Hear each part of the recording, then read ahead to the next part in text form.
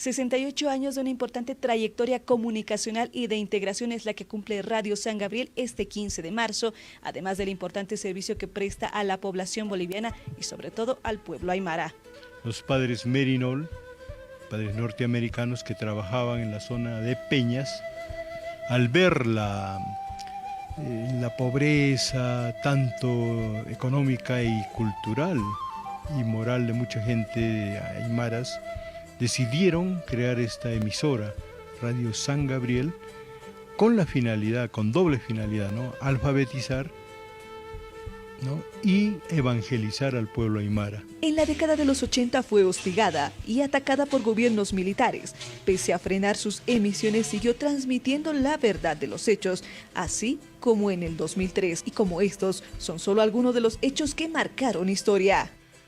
Cerca de 1000 campesinos tomaron el radioteatro durante varias semanas. Y de ahí nace la voz del pueblo aymara, a raíz de esas, ¿no? De esas acciones malévolas de García Meza, que quitó equipo, retiró consolas, ¿no? Mandó a callar la radio. Y en la guerra del gas también cumplió mucho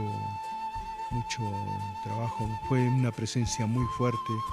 Hoy el compromiso es continuar cerca a la población e ingresar a la era de la digitalización. Ir entrando en la era pues de la digitalización, ¿no?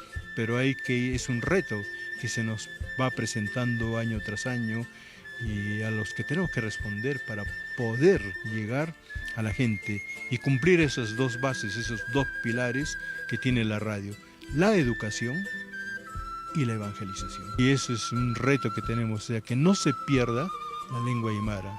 Y dos, que no se pierdan las tradiciones, ¿no? Tanta riqueza que tiene el pueblo aymara, tradiciones, ritos, mitos, costumbres, que no se pierda.